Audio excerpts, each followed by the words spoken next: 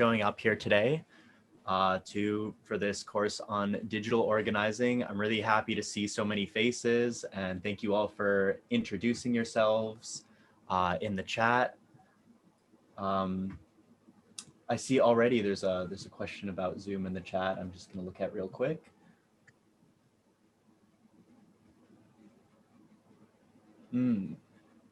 So yeah, first of all, so this meeting will be recorded. So if you don't want to show up on camera, I suggest you turn your camera off. We hope this will be a really useful resource for folks who aren't able to make it here today, but still want some digital training and to learn what we're going over. And for people who have experience recording Zoom meetings, you may have noticed that there's a pretty small limit on how much you can save on the cloud recording. So I got a question about that. So I'm just going to answer that. What I typically do is I save recordings to the cloud. And then after the recording has been saved, I download it to my computer and then delete it from the cloud so it frees up that space.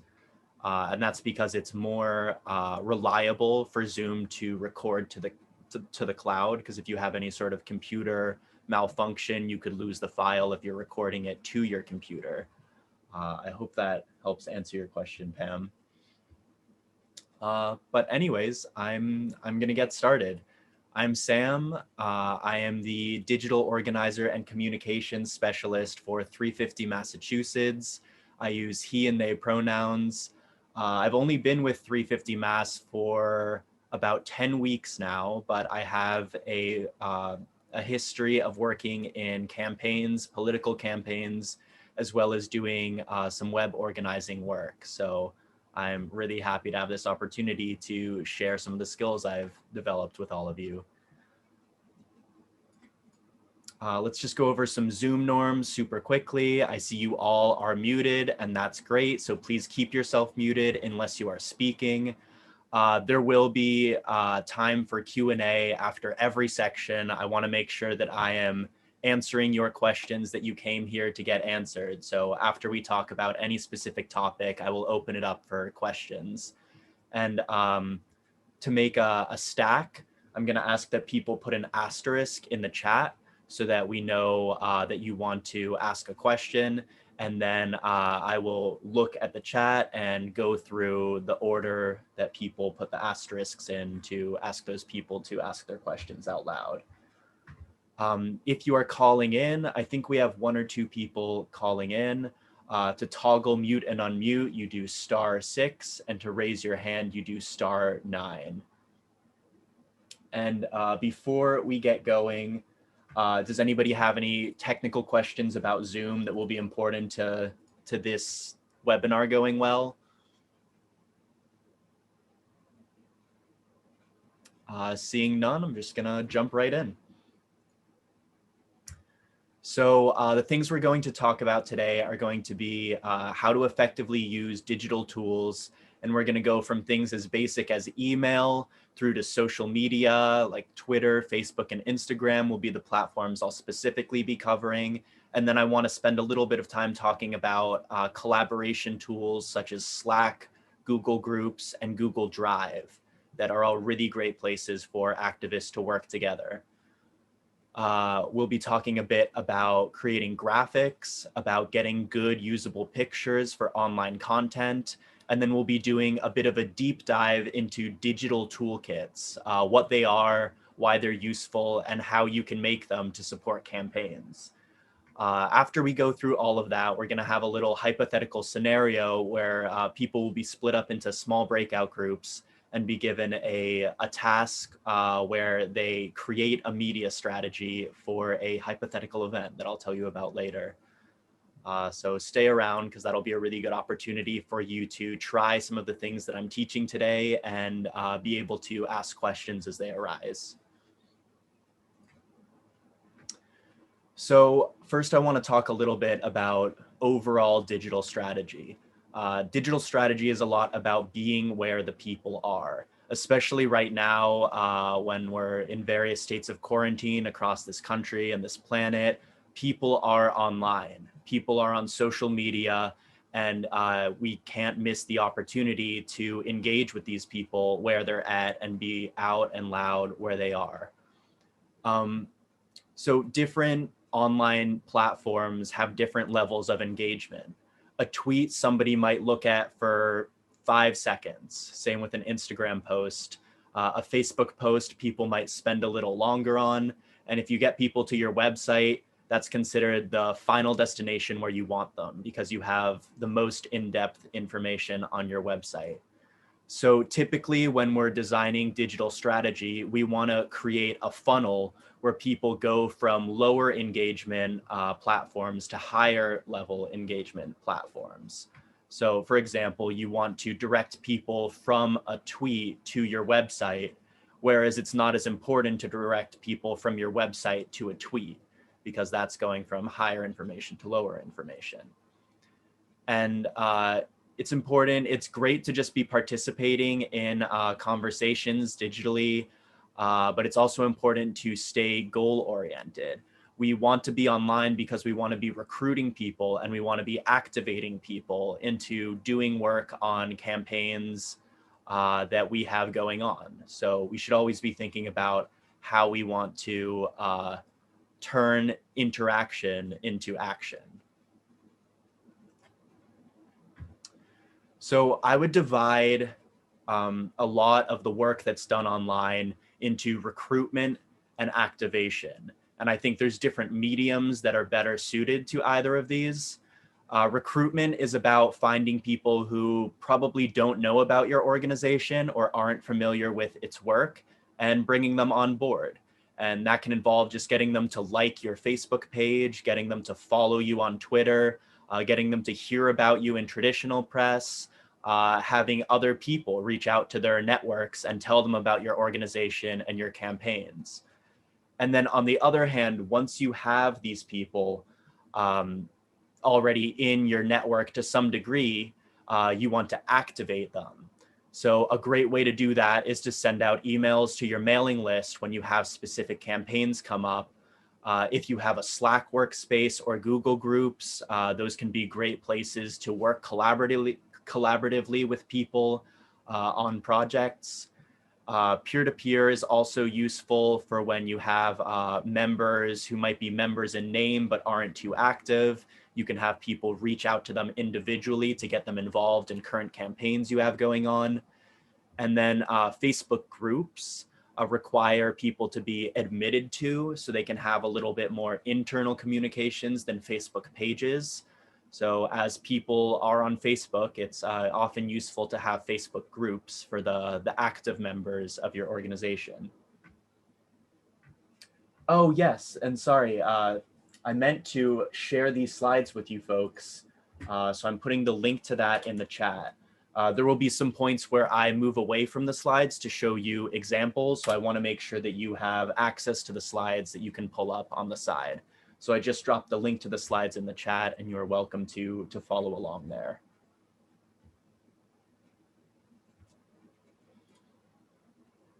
So email, this is probably the most basic digital tool that I'm sure you are all familiar with. Email can be overused, I think, often when now there are other digital tools that are better suited for conversations. So I will say the first thing about email is to know your audience. Know if you are making an external ask to people who are more outside your organization, or if you're making an internal ask to people who are already involved. Oops, sorry. And email is not a great place for conversations to take place. And there's a few reasons for this. One is that it's inherently exclusive. Only people who were emailed are able to see an email chain. And anybody who's added late, you can forward them an email chain, but those can be a bit messy and confusing to look through. It's not the best organized. It can also be more confusing if some people are replying rather than replying all, meaning that parts of the conversation are inaccessible. So email is great for getting the word out about events. Email is great for one-way communication, I would say. but you want to direct people to other places for conversations to take place. And Google Groups and Slack, I would say, are two of the great examples for where it's better to have conversations take place. So, and Google Drive as well, I should say. So Google Drive allows people to create documents, whether these are normal documents, slides, Excel spreadsheets, and it allows people to work on them collaboratively with others. I'm guessing most of you have worked with Google Drive, probably a fair amount. Google Drive integrates really easily with Google Groups and Slack. So it makes it very easy to, if you have your group in Google Groups or Slack, to have Google Documents linked to them and to allow people to self-select into what they want to collaborate on. Okay, I'm seeing some people have no experience with the Google Suite. So I'm going to talk a little bit more about that. You don't need to have a Gmail account to use the Google Suite, which is great. So you can set up a Google Drive or a Google Groups account without having a Gmail. I'm going to talk a little bit more about how to do that in just a moment. But Google Drive is a great tool that I suggest that you get on just to fool around with as soon as possible. What's really great is you can create folders in Google Drive, and you can share a group of people with an entire folder. And then whenever somebody creates a new document in that folder, it's automatically shared with everybody. And then I would say the best practice would be when you create a new file that you want people's collaboration on, you tell them that in multiple ways. If you have a Google group or a Slack, you send out a blast with a link to that Google file and ask people to get on board and help. If you don't have either of those tools, and even just to supplement, sending out an email to everybody who you want to join a Google document file is a great tactic. And you don't have to limit yourself to one. It's often great to just tell people in every single way how they can get involved to make sure that they don't miss it. So I'm going to show you folks what Google Groups looks like as an example, because I think that might be useful. Google Groups is a bit easier to set up than Slack, but I personally think Slack is a little bit easier to navigate. So this is a Google group that we created for a campaign for some ballot questions in Massachusetts. So you can see it looks very similar to an email inbox, and don't worry about reading any of these things, but you can see that you have a list of members. You can easily see who is in here. And when you add a new member, they're able to see all previous conversations automatically. That is the biggest benefit that Google Groups have over email, is that when you add new people, they are instantly able to go back and see the conversations. It also organizes conversations a little bit better than email alone would. And if you're familiar with email, Google Groups should be fairly intuitive. You would just click new conversation and it would open up an email box like this, except the only difference is it's creating a new thread in Google Groups that people can then respond to. So you subject it and do a normal message just as you would an email. So I would say if you've never used Google Groups before, you can think of it kind of like a space that's similar to email that allows for better collaboration and allows for you to grow the number of people who are working on your issues or on your campaign.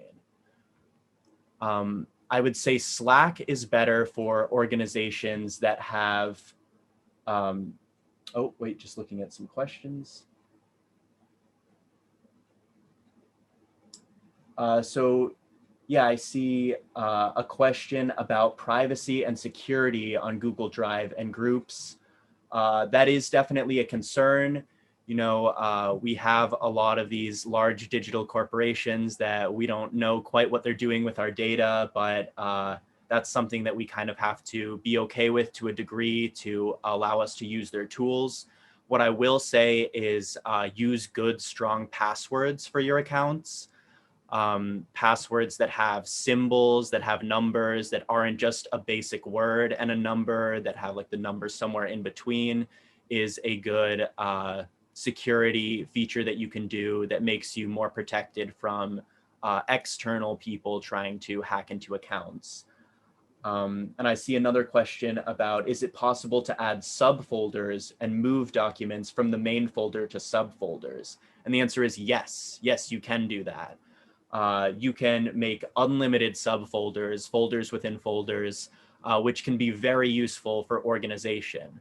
Say that you have a large overarching campaign, and then you have multiple groups. Say you have a group that's going to focus on communications, a group that's going to focus on outreach, a group that's going to focus on fundraising. You could make a file for each one of those different groups. And then within those files, you could have more specific files to help you organize your documents. And how it works is that everybody who is shared within a larger file will have access to a sub file that's within it, unless you specifically change the permission in that as to restrict access. And that's something that that I can go over if people are interested in, because that's definitely a useful tool. Because Google Docs, not only can they be used for internal communications, but you can create Google documents that are view only, that you can share outside of your group, or you can share to people who are just looking for information and aren't trying to collaborate on writing things. So yes, and as Sabina brought up, Google Drive is also very easily searchable, which makes it super easy to find out or to find information that you are looking for at a glance. So yeah, I'm going to show you guys a little bit of Google Drive, just so you can see how folders work. I'm going to try not to show anything anything I have going on. So say, and this is a preview of the hypothetical we'll be talking about later, but say that there is a Green New Deal bill in your state and you are organizing a campaign about supporting it. So you would make a folder, call it Green New Deal statewide campaign. And now you have this folder. You can click on it. You see that there's nothing in it now. But if I click new in the top left here, I can create a new type of file. So I'm just going to create a Google document for now, the most basic type. I'm going to call it overall strategy. So this could be our overall strategy document. And then in the top right here, I can choose who to share it with. So there's two different ways you can share. You can share it with email addresses directly. And so say I want to add Masada, who, by the way, thank you for hosting this, Masada. Say I want to add her to this document. I click on her email there, and then I can select if I want her to have the permission to edit it, if I want her to just have permission to comment on it, or if I just want to give her permission to view the file. So let's assume that we're collaborating on this together. I would click editor, and then you can check this box or uncheck it to send people a message along with when you share it with them. So say I wanted to say, please help with this guide. And then I would do send, and she would get that invitation. But often an easier way to share files with people is to use a link. So here you can see it says restricted, only people added can open this link. But I can change that. So I'm in an organization, the 350 Mass organization. So right now it's automatically saying that only people from my organization can use it. But what's most useful is changing that to anyone with the link can use it. And again, you have those same options. You can do anyone with the link can view this document, anyone with the link can comment on this document, or anyone on the link can edit this document. So I'm going to say edit, and then now I have this link up here. I can copy it, and anybody I send it to will instantly be able to have access to editing this document. So that's the most basic way to share a document with people. Let's go back to this folder though. So you can share folders themselves with a group of people. So you see this is the path of where your folders are. So you can see here is just my drive in general, and then here's the folder of the Green New Deal statewide campaign. So if I right click that, I'll have the option to share that with people just the same way I could share an individual document. Yes, and you can also share files directly to Google Groups, which is a great form of integration. You can do that with Slack as well, and that makes it very easy to get people involved. And just as an example for subfolders, say we wanted to have a fundraising subcommittee for this campaign, and we wanted to restrict access to this file. So say I shared the whole entire group with this overall folder, the Green New Deal statewide campaign, but I want this fundraising folder to be a little bit more private because it's going to have some more sensitive information. I would go into the fundraising folder, and we'd be able to share again and go down here to this portion and restrict the access just to people who are added to this file. I'm just going to look if there's any more questions. All right, are there any more questions about Google Drive or Google Docs? Feel free to keep them coming if you think of any, but I'm gonna keep moving on to talk about these other collaboration tools. I think Slack is a really great tool for when a group is large and has multiple parallel projects going on with many members at the same time. I'm going to show you my Slack workspace, just so you can see what it looks like if you've never used it before.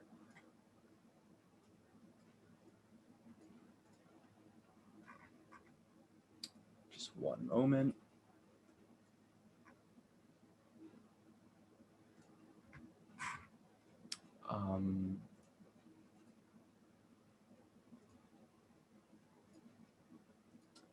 So this is Slack. It can look a little bit confusing at first, but once you spend a little bit of time using it, you'll see why it's organized the way it is. And I personally find Slack more useful than Google Groups because I like how it subdivides information. You can see that there are channels in Slack that make up the main backbone of Slack. And these channels all have different topics, and it allows users to self-select into which channels they think are most important to them. So for instance, I put out a weekly newsletter and I collaborate with some folks on that. So we all do this in the 350 Mass newsletter channel. And what's great is that this is public. If anybody else who hasn't been involved in this wants to hop in and chime in, they are able to do so. And people can even set it up so that they get notified whenever something is posted in a certain channel. But it also keeps the clutter out because channels that you don't want to be hearing about, you can self-select out of. You can also tag other people. So if I were to do the @ symbol, it would show me a list of like fellow coworkers and volunteers I work with, and I could select one of them.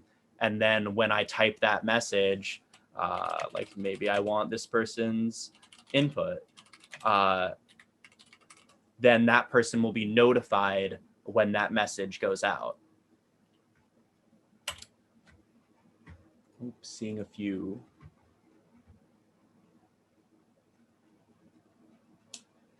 So I see somebody uses Slack with their organization. They have a few questions. The easier question, there cannot be sub-channels to main channels in Slack. What we end up doing often is if a subcommittee arises out of a committee, I'm going to move over to this one. You can see we have a group that's called Climate Courage, that is our direct action group. And then they had a campaign that was called the Burma Shave Campaign, where they were organizing standouts along highways and heavily trafficked areas. And to allow them to focus specifically on that campaign, we made another channel, Climate Courage Burma Shave, for people who wanted to get involved more intimately with that campaign and to house the information about that. So you wouldn't put a channel inside another channel, or you can't do that, but you can create an additional channel and then allow users to self-select into that should they wish. You can also restrict channels as well, similarly to as you can with Google Drive. So the most easy way that I find to drop documents into Google Drive is you go back over to your Google document and you do share, as I showed you before, and you create a link that anybody can edit. And then you take that link and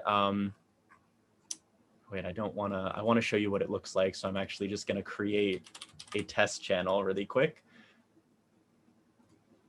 So you would paste that link in there, and then when you do so, it should pop up and show the document like that. And what's great is Slack will let you know if other people in the channel don't have access to that document. And if you give Slack the permission to, Slack will be able to automatically share people in a given channel with that Google document.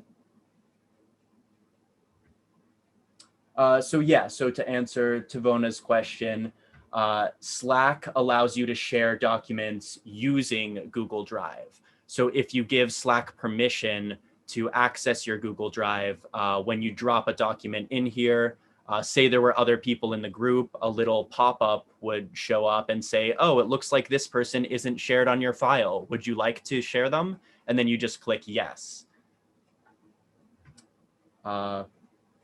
I see somebody mentioned links to articles and magazines. So the great thing about Slack is that you can use it for everything from super specific campaign planning to more general just information and article sharing. So automatically every Slack workspace has a general channel. And you can see in ours, people are talking about current events going on. They're asking some general questions. They're posting articles that they thought were really interesting and relevant to the environmental movement. You can see I'm promoting this digital webinar in the general channel. Slack really has great versatility in how you can use it. And the great thing about it is that Slack is free. There is a paid version of Slack, but it gets very expensive, and the features that it comes with aren't really too necessary. The only main limitation of having the free version of Slack is that once your organization has more than 10,000 messages, you won't be able to see the 10,001th message. That was the oldest message. So you'll only be allowed to see the 10,000 most recent messages. But we found 350 Mass is a fairly large organization, and we found that the 10,000 message limit has not been too crippling to us. And the last 10,000 messages tend to be enough for our needs, for us to have all of the information we need. And why I would recommend you don't pay for Slack is that they charge you per user you have in a Slack workspace per month. So the costs scale up very quickly. Like I did an estimate, 350 Mass would be having to spend almost $2,000 a month if we wanted the premium version of Slack. But what's great is Slack offers so many of their tools free. And I would recommend that all of you, if you have parallel projects going on at the same time, or even just want to have a landing space to create community within your organization, that you create a Slack workspace. And at the end of these slides, I link to a video that shows you how to set up a Slack workspace. I'm not going to get too in depth to that right now, but that's a great resource for anybody interested in setting up a Slack workspace. I'm going to go back to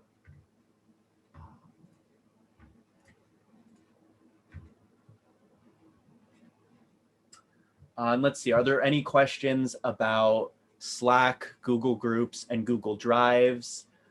Google Drive, any questions about when to use one versus the other? This is Phyllis. I have a question about Slack. Sure. So if you're using it to create community and all, do you need to have somebody, what's the word, refereeing or whatever, if to see Moderate it, public? Yeah, because Mhm. someone could put in really inappropriate stuff. Yes, that's a good point. And moderation is something that's important in all platforms. So with a Slack workspace, it's definitely important because you have your members talking with each other. So I would say it's important, just even outside of online organizing, to have some sort of accountability and conflict resolution procedure for any disagreements or disrespectful interactions that occur between members. And the same definitely goes for Slack.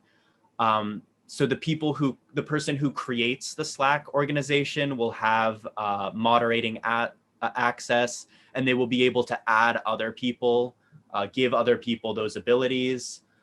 Generally, we found that interactions in our Slack workspace have been very respectful. It's all people who want to work together on things, but I think moderation matters a lot more for things like publicly facing Facebook groups.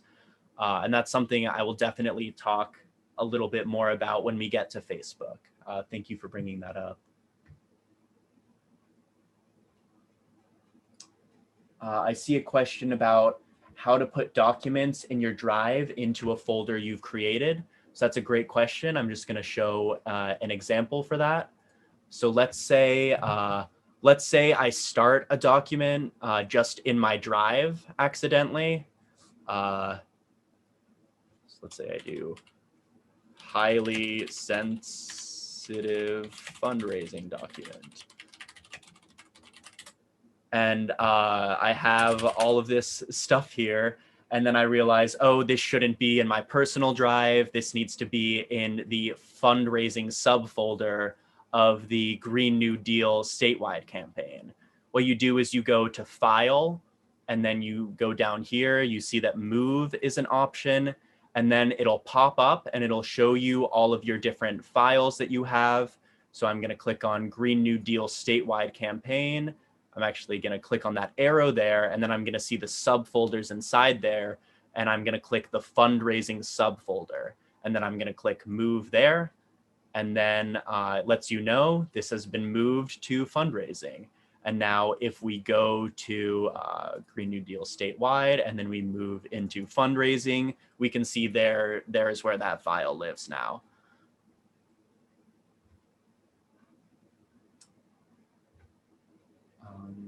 Let's see.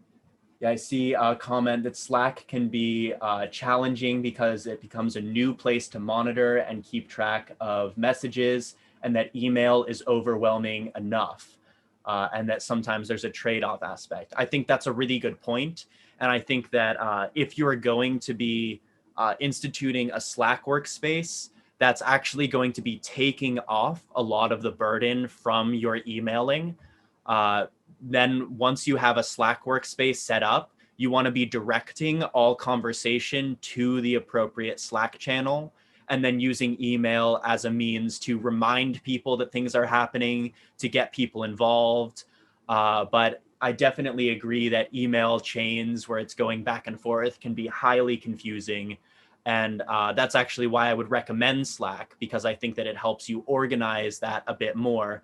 And then emails can be more one directional, where somebody is giving somebody information and directing them to look in Slack. And right now, 350 Mass is in a transition period from doing things very email based to moving things onto Slack. And what we found was helpful was taking important information, sending it out as an email blast, and letting people know that it is also being sent out in Slack, and the conversation about it is happening in Slack. So that way everybody sees it, even if they're not in Slack. But there's also that extra call to action to join Slack and reminder that the conversation about things should be happening in Slack. I see a question, how secure is Slack? Slack is very secure as far as these digital platforms go. They have a level of encryption that is better than many similar programs, that is good. Again, I think a lot of the limits of Slack's security come down to how strong your passwords are. You don't want to be using the same password for everything. You want to be updating your password every year or so is a good benchmark. And you want to be using strong passwords. I'm just going to look through, see if there's any.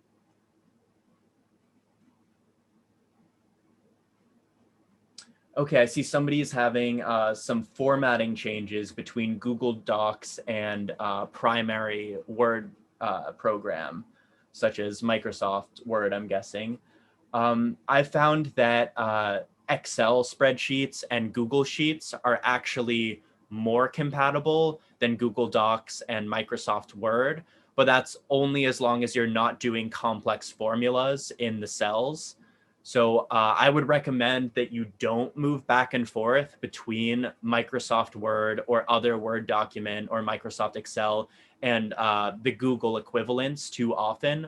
I would recommend actually that you essentially exclusively use the Google tools, because it's just so much easier to share it with people and to collaborate with people. So I would recommend definitely doing that. And yes, as Masada said, don't copy and paste. You can upload the document and save it as a Google document.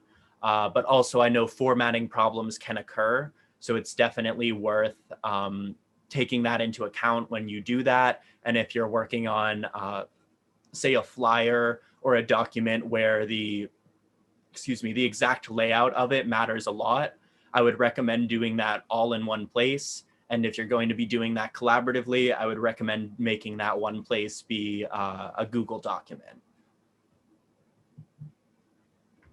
Just looking to see if there's any questions I missed. Yes, another great comment. For Slack, having norms is really great at preempting the need for moderation.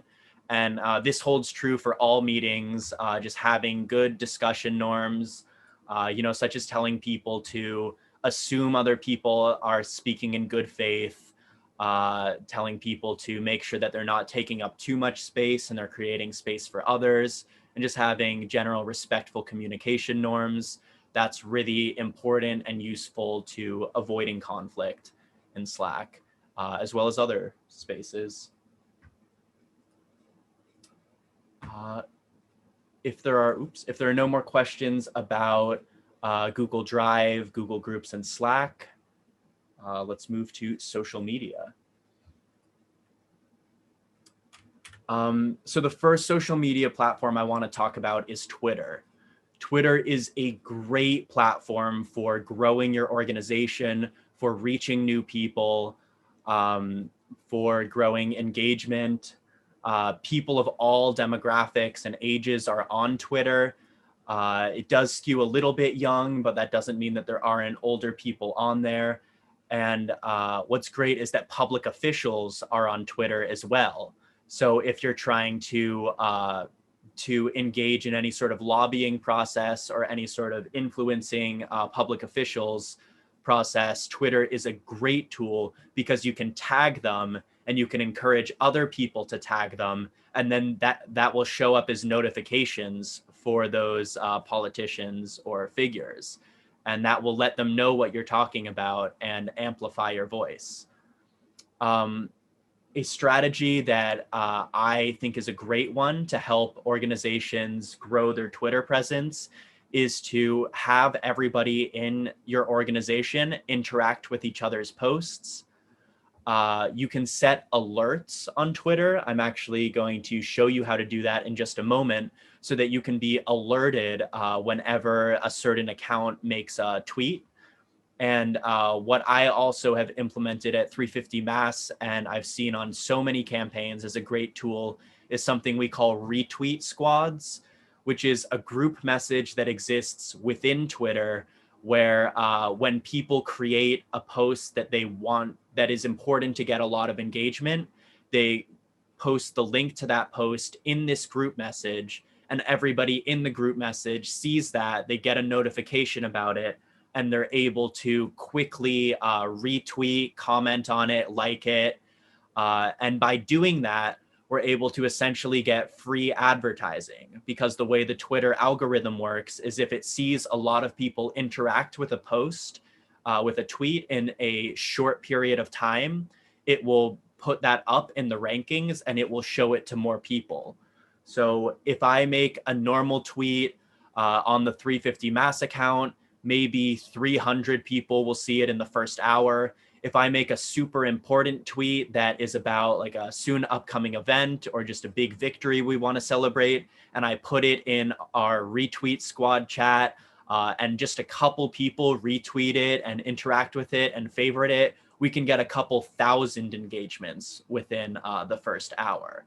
So it can make a big difference, but you don't want to overuse it. So I'm seeing a question, what does it mean to tag and how do you do it? That's a great question. I'm going to open up Twitter and show you folks what it looks like from the inside. So this is the 350 Massachusetts Twitter page. You're seeing, I will show you, first of all, our profile. Oh yeah, if I could just briefly talk about pinned tweets. Pinned tweets are really important because they always show up on the top of your profile. So if somebody clicks on 350 Mass, they'll see our pinned tweet, which is a thread about our current ballot questions campaign. So if people were to click on this, they see there's the hashtags we're using for the campaign. There is our ally who we have tagged there, who's been working on it with us. And you scroll down, you see a thread, and also a thread is just multiple tweets that are linked together that has more information. It has some graphics attached for people to get easy access to. And then at the end, it has a call to action for canvassing that we were going through. But yes, back to the question about tagging and about hashtagging. So when you create a tweet, there I just clicked that button, there is the start a new tweet button. You're just met with this blank screen, and you are very limited in how many characters you can do. So if you want to tag somebody, you use the @ symbol. And when you start to type in their, it's called a handle, which is like your username on Twitter, their handle, you see them pop up. So we may tag Charlie Baker, the governor of Massachusetts, about something, and you see it auto completes because we've tagged him before there. But if you're looking for a public official's Twitter, the easiest thing to do is just go to Google and type in Charlie Baker Twitter, and then you should see that pop right up. So I see his handle is Mass Governor. I can go to his page and I will just copy that and then paste it there. So say I want to say, why does Charlie Baker, and I'm using his handle rather than his name just so that he sees this post, support the so in Massachusetts, we have this really controversial compressor station in Weymouth that has been a huge project for us. So we have hashtags going around with that. So Weymouth compressor station, say that's what we wanted to tweet. So the point of hashtags is it allows conversations about the same topic to be easily searched for. So I'm going to open up another tab of Twitter. Say I want to see what people are saying about the Weymouth compressor. I search hashtag Weymouth compressor, and I can see that all of these people are tweeting about the Weymouth compressor station. And if you're interested in a campaign, if you're getting involved in a campaign, you definitely want to find the hashtags that people are already using so that you can be a part of the conversation. And if you're creating a campaign, you want to create memorable hashtags that are easy to use. So for instance, I'm going back to our profile here. When we created our ballot measures campaign, we created the yes on renewables and yes on transparency hashtags for people to use to talk about those.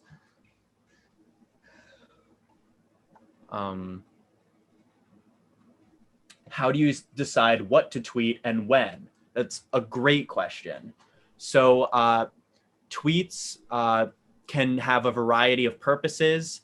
I'm just going to scroll through our feed a little bit. You can see we will tweet just interesting articles. Like here's one that shows that Americans are overwhelmingly very concerned about the climate, and it breaks that down into different groups. So that's just something interesting that I saw. So what I did for that is I retweeted that, which just means that that person's tweet shows up on our page. So retweets are important or are great for that. Quote tweets are useful for when you want to boost something that somebody has tweeted, but also add something to the conversation. Let me see if I can find a good example of when I did that. Okay, so here somebody, actually a 350 member, said, let's hope the MA legislator is busy at work on a transformative climate bill. And then he tagged a bunch of the people in the committee who are working on that bill. So this is a great example of somebody using tags effectively because they're tagging the people in that, and using hashtags effectively so that people talking about the MA legislature, people talking about climate are able to see that. So what I did is I quote tweeted this. So this button here, it shows up green when you hover over it. This is the retweet button. So if you click that, you can just click retweet and you'll retweet their post just as it is, or you can add a comment on top of it. So let's see what I did. I quote tweeted it by adding a comment. And I said that the climate bill has been in the committee since the end of July, and basically reiterated some of what he said. And then I made sure to tag the entire conference committee that is deliberating on that right here, just to make it easier for other people to see who is involved and to target their own actions for those people. How do you find out if another group is already using a hashtag you're thinking of using? That's a great question. So when you search Twitter, the search box is up in the top right. You don't have to search for hashtags. So say I didn't know what hashtags people were using for the Weymouth compressor station that we are organizing against in Massachusetts. I could just type in Weymouth compressor station, all as 3 words, and then start seeing what hashtags come up. So now I'm seeing everybody that mentions that. I see somebody's using the hashtag no Weymouth compressor. So great, I would jot that down.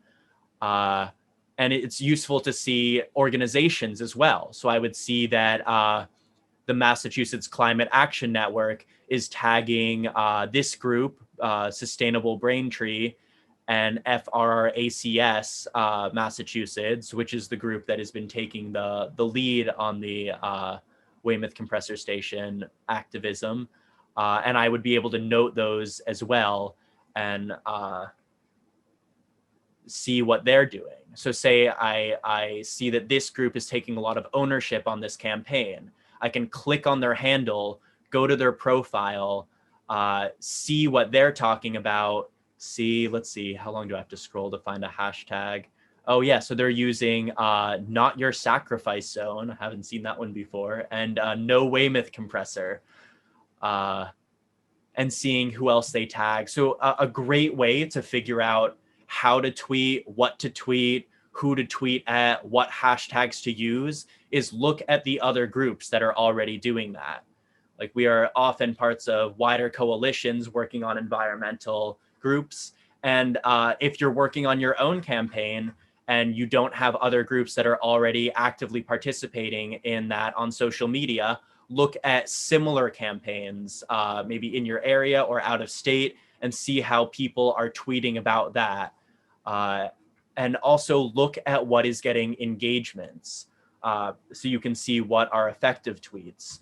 The numbers you see at the bottom of each tweet are number of replies. So this one doesn't have any replies. Number of retweets. So that's number of times people made that show up on their own page or retweeted it with a comment over it. And then likes, or faves, I think they're called on Twitter. So you want to, if you're looking for posts to take as good examples, look at posts that get a lot of interactions. Another thing that's great is that when you are logged into your own account, you can see how many people see your posts in addition to interacting with them. So here, let's look at this thread that I made about the ballot questions. You can see 19 people retweeted it, 29 favorited it. But then if I go over to these 3 lines here, I can see the analytics of it. So I can see that 1,760 people have seen this tweet and 138 of them have engaged with it. So there's various ways you can engage with it.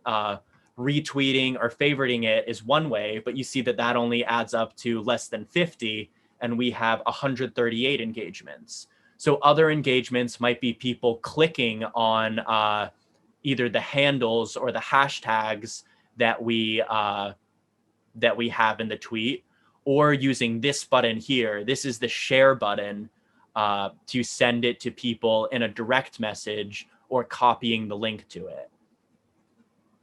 So I want to double back for a moment and talk about the retweet squad that I mentioned earlier, which is a great way to boost your tweets. So what you do in this envelope icon on the left-hand side of Twitter, you can click on that, and this will show you all of your messages. I should probably keep those private, but the retweet squad one is fine to show.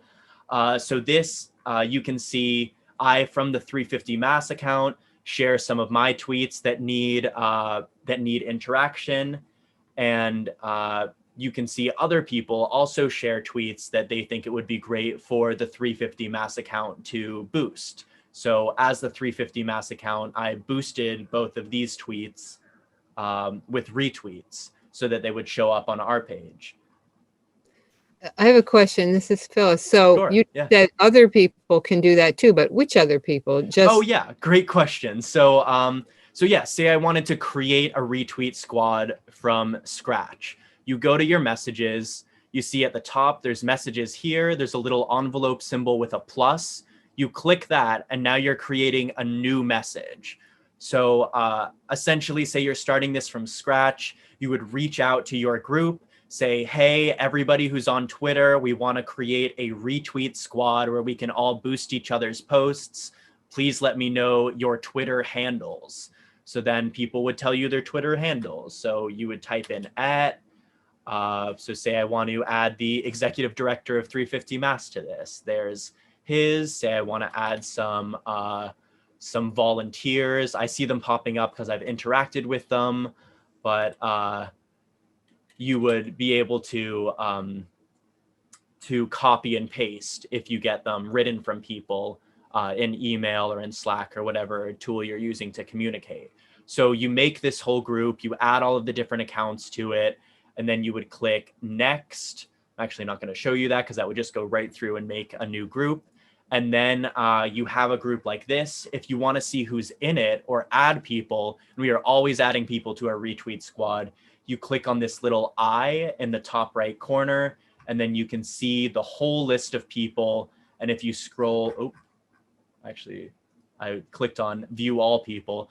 So you can click view all people to see the whole big list, or you can click add people, and then you'll be able to add new people to your list.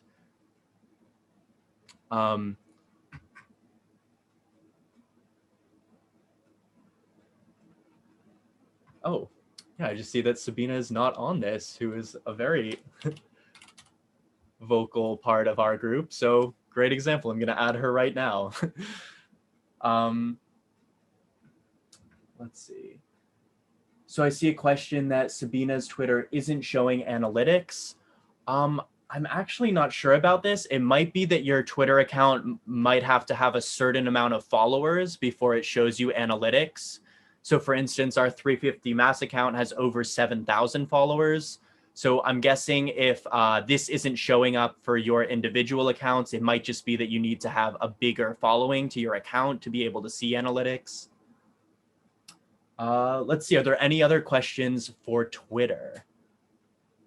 Oh yeah, actually, let me go over when to retweet versus quote tweet versus reply versus screenshot, because those are all things that can be very confusing at first and seem very similar. So you want to retweet somebody else's tweet when you are just trying to share the information they have shared, and that is all. So for instance, this is a great tweet I thought was super interesting and thought our members would want to see, so I retweeted that. You want to quote tweet, again, I showed this example before, when you want to add something to the conversation. So for instance, with this tweet, it was a great tweet, but I wanted to mention that the bill had been in committee since the end of July and tag all of the members of that committee to make it easier for other people who wanted to boost that tweet to boost a greater amount of information with that tweet. Replying, I don't use replying that much because a reply won't show up on your main feed. If somebody wants to see replies you've done, you would have to go to tweets and replies that most people don't spend too much time at. They typically just look at your tweets if they're on a page. But say I'm scrolling my news feed, or say here, let's look at these notifications for a moment. Oh, thanks, Sabina. That's so nice of you to say this is a great training. So I'm gonna favorite that.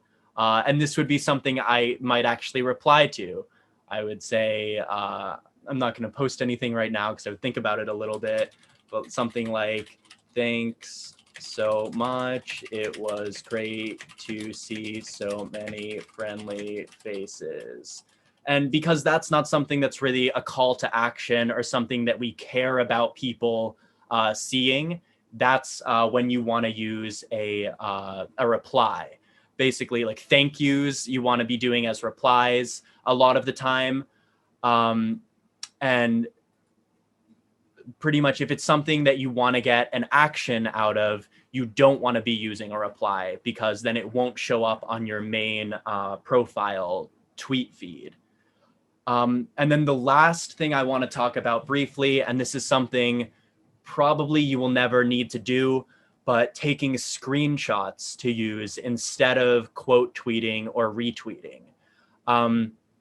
People take screenshots instead of retweeting or quote tweeting when they don't want to direct people to that person's profile. So for instance, this is something I've been seeing a lot with, say people are posting in an offensive manner and you don't want to drive traffic to their page, but you want to call them out on it. That would be a good opportunity to use a screenshot. And that's something I don't even know if I have an example of that for this account, but that's just something to keep in mind. And if you see like a screenshot that somebody's posted and you're wondering why they did that, that is why, because they don't want to drive traffic. And to do that, you would just go to your tweet and you would add an image. So yeah, when this is a great thing for me to talk about.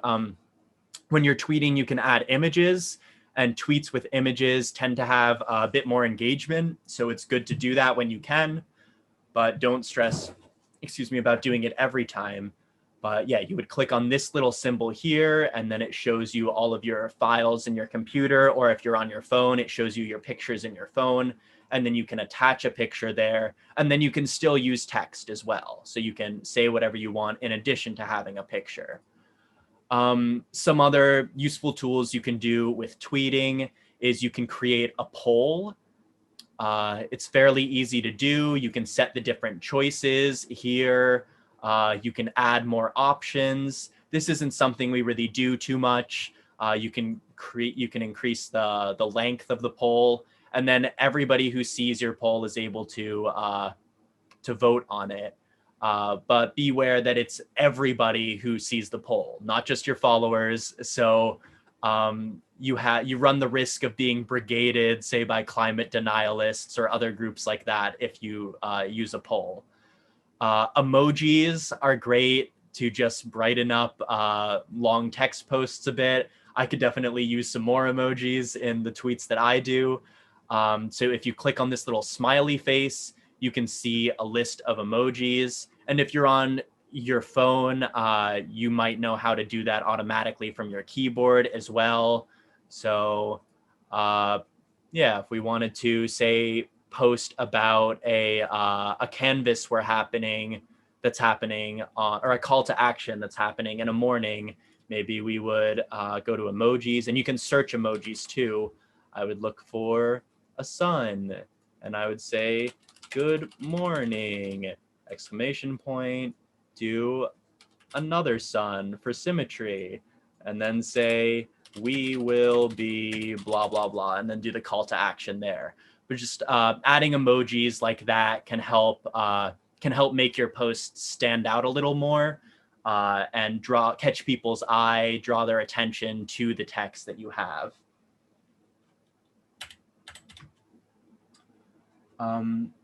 Okay, here, just looking at some questions. First of all, I'm going to loop back to the retweet squad. So people in this group, this is what's called a direct message on Twitter. So here's the list of direct messages. So only people who are in a direct message group can see what is sent in there.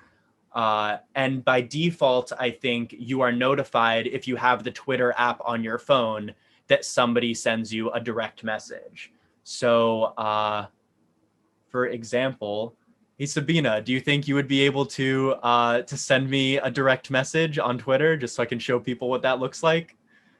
Just send 1 to 350 mass. Okay. So I need to know how. Oh, great. Okay. Well, here, I'm going to start a direct message with you. Okay. And I'm going to click next here. So now I have one. I'm just going to say hi. And then that should have popped up as a notification for you. And now here I am scrolling my news feed. And then when Sabina replies,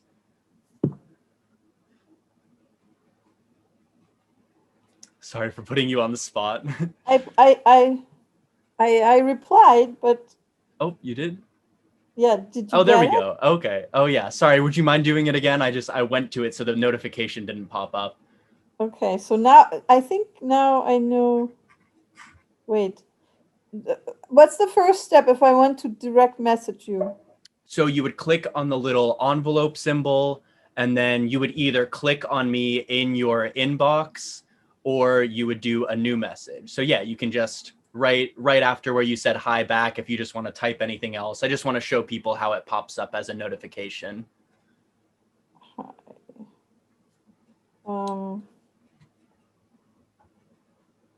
Wait. Here. Okay. Hi again.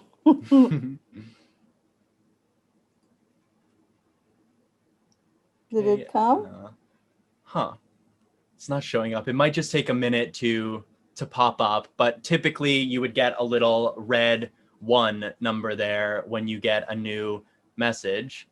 Oh, that's weird. It might just be because I'm on a computer and typically Twitter is done on a phone. But on a phone, you would see that pop up right there. It would let you know you have a new message. And if you have notifications for the Twitter app turned on your phone, then you can just go back and things will pop up automatically. What's your own handle? My personal handle, I actually don't really use that. Oh, okay. So you're just 350 max. Yeah, I just use these accounts. Just looking at time, I see that there's a few more questions I definitely want to get to, but want to also make sure we have enough time to go through everything else. So again, to show people how to quote tweet, let's say we want to quote tweet this post. I'm not even reading it, but I would click the retweet button and then it'll pop up here and I could just click retweet, or I could add some insightful comment that furthers the conversation here. And then, sorry for the spelling. And then when I click retweet, that would be a quote tweet. So it would show my tweet, but then it would also have in that little quote box the other tweet that I'm quote tweeting. Okay, so I want to make sure that we get to everything I have laid out for us. So I'm going to move us along to Facebook now. So Facebook, there's two main types of pages you might want to consider setting up on Facebook. And I'm guessing many of you probably have one or both of these. And those are Facebook pages versus Facebook groups. So Facebook pages are all publicly facing. People can like a Facebook page, and then they can see that show up on their Facebook news feed. You can also invite people to like a Facebook page, which is a great way to increase engagement with your organization. Facebook groups are a little bit different because people have to ask to be added to a Facebook group, and then you have to approve them. So it's good to have both, because you want to have your public facing group and then maybe your more internal group. Because once you have an internal Facebook group, you can more safely just post direct Zoom links to trainings or workshops or meetings without having to worry about people in the general public being able to see it and hop in when maybe they shouldn't. So those are the main differences between Facebook pages and Facebook groups. A great way to drive people to action is to create events within your Facebook group or your Facebook page. And then you can invite everybody who likes your page or who is a member of your group to that event. And then they can RSVP using that. Another good way to grow your reach is if you are co-hosting an event with another organization, you can tag them in Facebook. And you do that very similarly to with Twitter. You use the @ symbol, and then you start typing them in, and then you should see them pop up from a drop-down menu. And that will help direct people from those groups to your Facebook page as well. And then this is where I really wanted to talk about moderating, because Facebook, I found, is where you'll see the most unpleasant or disrespectful interactions, especially on your publicly facing Facebook page. It's one of the only places we ever have to deal with climate deniers or people who are just really angry that we care about the environment. Anybody who is an admin or a moderator of the group is able to delete comments. They're also able to restrict comments on certain posts so that nobody is allowed to comment on posts. And that is something you definitely want to have somebody monitoring. It doesn't take too much time. I would recommend that you have somebody who just is on Facebook regularly volunteer to take on that responsibility. And I don't want to dwell on this too long, but I want to make sure that I offer any time for questions if people have any questions about Facebook. Yeah, as Masada said in the comments, Twitter can also be fairly bad with some interactions, but yeah, with Twitter at least, it's easier to not make it as prevalent, and you can block people on Twitter as a means of making sure that they're not able to clutter up replies to your posts. So that's something I think I would show if I had a little bit more time, but I want to make sure we get through everything. Yes, great question. For those who have chosen not to be on social media at all, what ways can you still help with digital organizing? That is something that we will get to later when we talk about this digital toolkit. But for now, I just want to talk super quick about Instagram. I'll admit 350 Mass very much neglects our Instagram page. If you're choosing what to do, if you have limited resources, as we all do, and you're choosing what to emphasize and you're choosing what to let go, I would say don't worry about Instagram. But if you do want to get involved with Instagram, or you have people who are already on Instagram, it's a great opportunity to engage with younger audience as it skews a bit younger. It's great for promoting live events. Once you have a following, you can go live on Instagram and you can make stories that show up temporarily. So once you have an Instagram following, it's important to regularly post stories. And so the main two types of posts you make on Instagram are stories, as I've mentioned, and typical posts that are just an image with some text. There are hashtags on Instagram, very similarly to Twitter. And yeah, I would say if you have somebody who uses Instagram, give them control of your Instagram, tell them to run wild with it. You really want somebody who's familiar with Instagram using it. I would say if you are very, very new to social media and you're looking for easy ways to get involved, I think Twitter and Facebook are typically a bit higher reward and a little bit easier to get into. If you are at live events, though, and this holds true for Facebook as well, it's great to designate somebody to go live on Instagram and on Facebook. This gives everybody who follows your account a notification that you just went live, and then they can tune in and watch live like what you're doing. And it's a great way to show people the work you're doing and get them interested in coming the next time. And as with the other apps, you want to be tagging other organizations and interacting with their posts. And that's a great way to grow your following, especially when you're first starting out building these accounts. All right. Moving on, just a few guidelines about pictures. Phones can take some pretty good pictures, especially for digital content. If you are taking a picture for Twitter or Facebook, you want to hold your phone horizontally, so like this. And if you're taking photos or video for Instagram, you want to be holding it vertically, like this, because of the way that the different apps are formatted. So that can be a little bit confusing, but again, if you're assigning these different social media duties to people who feel more familiar with those platforms, they typically will know that.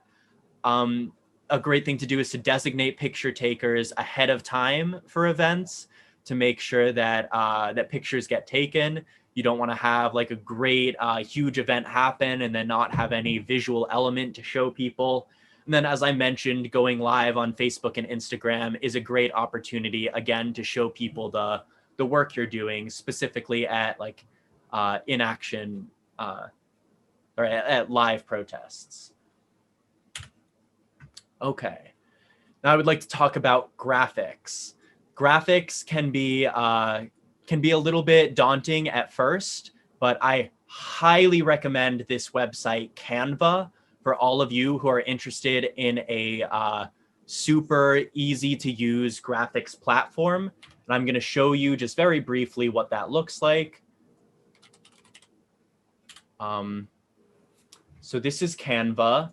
I'm going to open this one, and I'm going to make a copy of it so that I can fool around with it. So everything is drag and drop in Canva. So it's very easy to do. It's very easy to edit things as well. You can double click on them. Say, I want to make this about the Green New Deal. And oh, that doesn't fit. I'm just going to highlight that. I'm going to make it a little smaller. It's very easy to play around with, more so than the Adobe Workshop. I would say if you have somebody in your group who knows how to use Adobe Suite tools, great. Yes, Adobe Spark is free. I use that sometimes. Adobe is great. They have super in-depth tools. It's a little inaccessible, though, for people who are just starting out, which is why I just so highly recommend Canva. You can upload photos. that you want to use, and then very easily drag and drop them in there. You can use elements that they already have, like this speech bubble element was just a part of their free tools. So I put that in there, and then I got this white shape from there, and I put it on top of it to look like a transparent speech bubble. Yes, and Canva is free, and they offer a bunch of elements copyright free. You can pay for a premium version, which we don't, and we use Canva a lot. We get by on their free elements right now.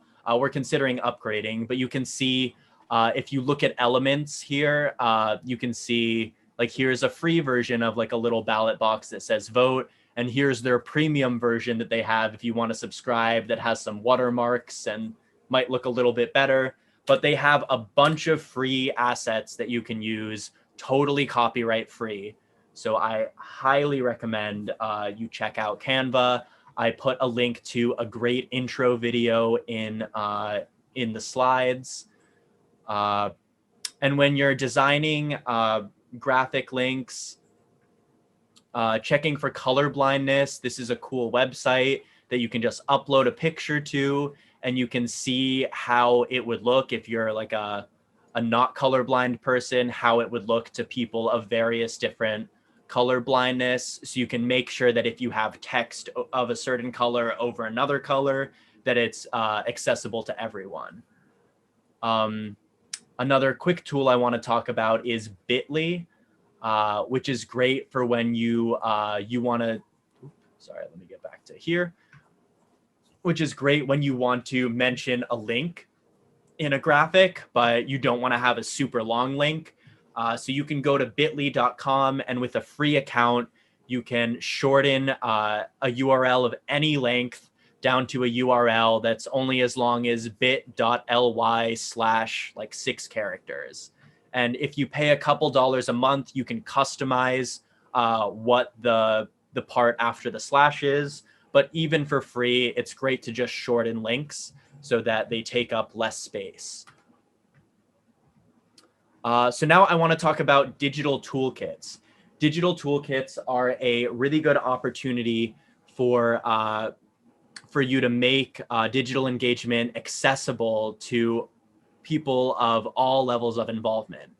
So right here, I'm going to drop this in the chat. This is a link to a current digital toolkit that we in Massachusetts have going on right now for our ballot question campaign. So you can see we have links to talking point documents. We have the full text of the ballot questions, basically trying to preempt frequently asked questions. Something that's annoying for us is that the ballot question is a different number in different districts. So we try to make that really easy for people to figure out what number it is in their district right here by putting that information there.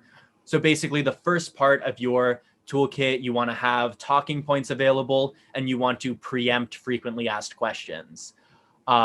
Sample posts are a great thing to have in digital toolkits. So I'm going to go back here. So you want to basically give people a preview of what it would look like for them to post on social media. So this is going back to what we talked about for Twitter. If you're creating a campaign, limit the campaign to just a couple hashtags, because you want people to be generally using the same hashtags. And with limited space, you don't want people to use up too much of their space with hashtags. Put the hashtags in your page's bio so people can easily see that. And include the list of people you want people to target in your digital toolkit. This digital toolkit isn't a great example for that, because we aren't targeting it specifically against specific politicians, at least right now. But that might be something we decide to do, and then we would put instructions for how to do that. I'm just going to show you some sample tweets and Facebook posts so you get an idea of, oh, actually, yeah, I'm just going to skip by this one for now.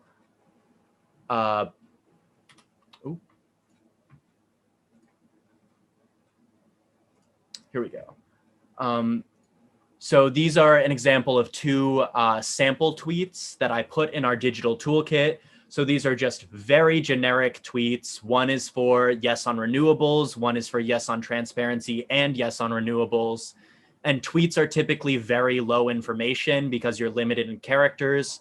So it's great to link out to other resources. Or like for this second sample tweet, I suggest that people do it as a quote tweet of the main thread that I made that goes into depth about what to do for that.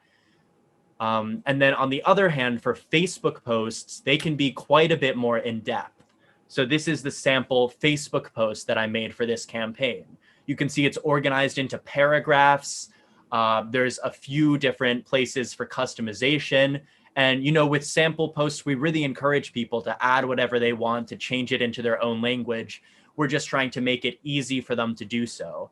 And I'm guessing many of you have used form letters to contact your representatives before.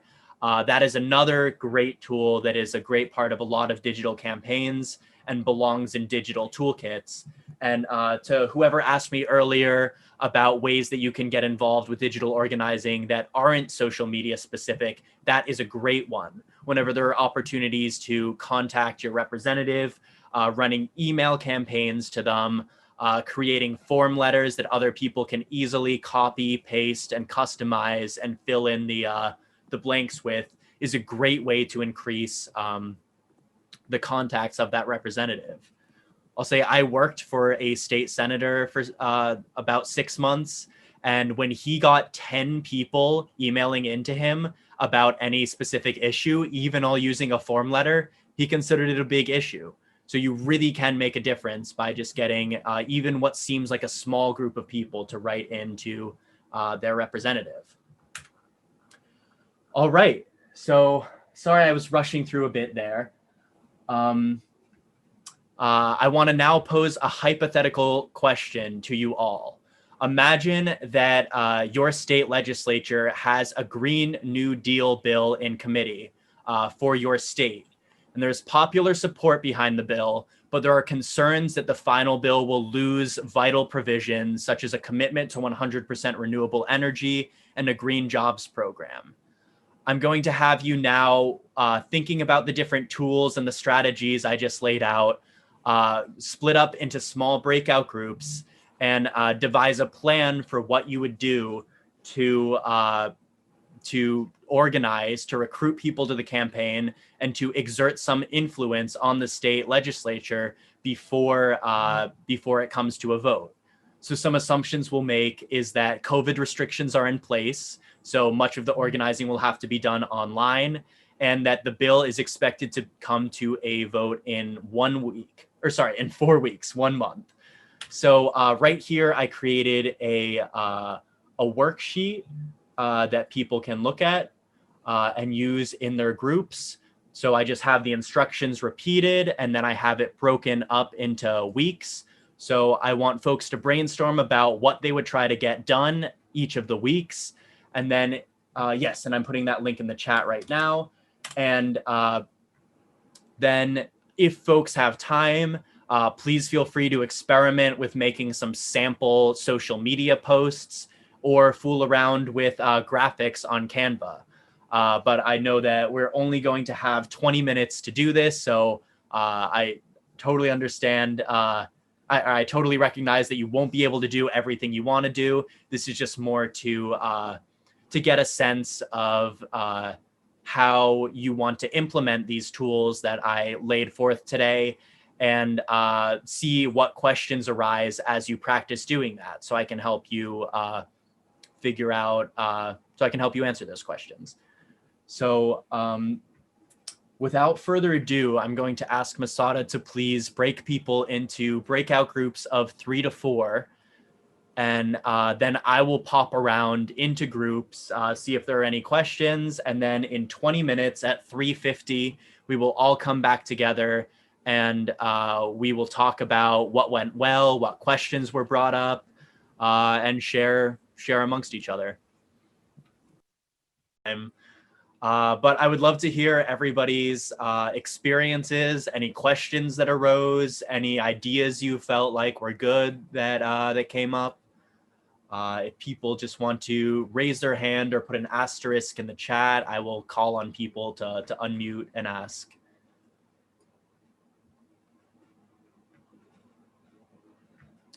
Did anybody run into any difficulties? Anybody have any questions? Anybody come up with, oh, Pam? Yeah, I was basically so inexperienced that I was still trying to assimilate whatever it is we learned earlier. And I would have rather spent more time on the basics rather than have an actual like case study because I just couldn't bring anything to the party. Mm. That's just because of my lack of experience.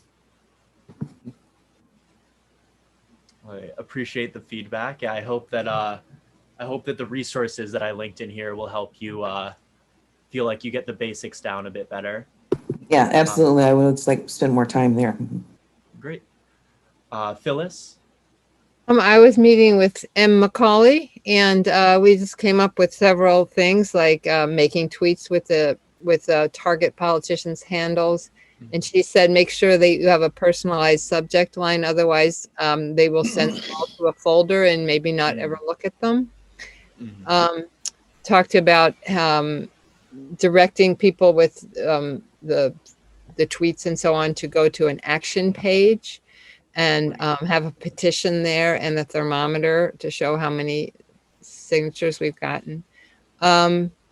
And one of our favorite things was start a steady stream of posts, with graphics on how a Green New Deal will help you. And like take a union, maybe the pipe fitters or something who would get business out of this retrofitting homes and tag them so that they see that and hopefully their members see that, like, here's something for you. It's really going to benefit you. And you could start with a brainstorming session on how to appeal to what groups, and those who are already with us and those who need some convincing. And we also talked about a Dear Colleague letter for the legislature, and an important person sign-on letter, and doing a digital rally with action R's aimed at the targets, and a few other things. Great. Wow, that's a lot of creative ideas. Let's see, B. Can you hear me? Yes. Okay. Well, I was in a group that is not as familiar with social media as some others are, especially you. And so we talked a little bit about that state of our group. But we only got to like week 3, but we also felt that a lot of the work would have to be done up front in week 1 and week 2, and then just carry through with it week 3 and 4. I don't know if that's a good strategy or not, but happy to get your thoughts on that. Yeah, I would say that's definitely a good strategy. We always want to have as much time as possible to work on these things. And in our group as well, we were realizing, we need to create all of these resources week 1 and week 2. And then week 3 and week 4, we're just emphasizing them and getting them out to as many people as possible. So I think that is a good way of doing it. And then it just comes down to prioritizing what resources is it most important to make first, so you can start getting them out as fast as possible. Thanks. Let's see, Kermit. Yeah, in addition to what was just mentioned, as far as front end loading the work that, to generate the material that other people can then use, we were, I think, also wondering about strategies or strategic use of social media closer to the vote. In other words, Facebook would seem to be a front-end loaded kind of social media. It has a little slower pace to it, but we were talking about the idea of doing like a Twitter storm the last week, closer to the actual vote, to really kind of like get people's attention, or at least that was the idea that we were contemplating. One other thing that was kind of amusing, we kind of leapfrogged the technology that we've been talking about so far. And so, well, now if we get an email generator and set that up and then provide links so people, and I'm going, oh my, that would be great, but I don't think Sam didn't even tell us anything about email generators. Well, how do we do that? So at the same time, maybe that's the social media 201 course that you're going to be coming out with. I don't know. Yeah, it's definitely something that is possible. Not something I had time for today, but yeah, it would definitely belong in a social media 150 even class. Okay. Yeah. Let's see, Bill. Hey there. Yeah, I was in a group with Mike Tobin and Jerome. And I think one of the big things that came out of our group was it's not a 4-week thing. One of the biggest things we can do with the digital tools is actually celebrate the win when we won the vote, use that to build on for other things to come. And either outcome, like it's a starting point for continuing that conversation. So I think that's one thing we found when we got to week 4 is like, that is just like 4 weeks of action to build on. Yeah, I think that's a really good point that it doesn't end at week 4. Once it comes out, your messaging about it will very much frame your battles going forward. Yeah, and the celebration and the follow-up is so important.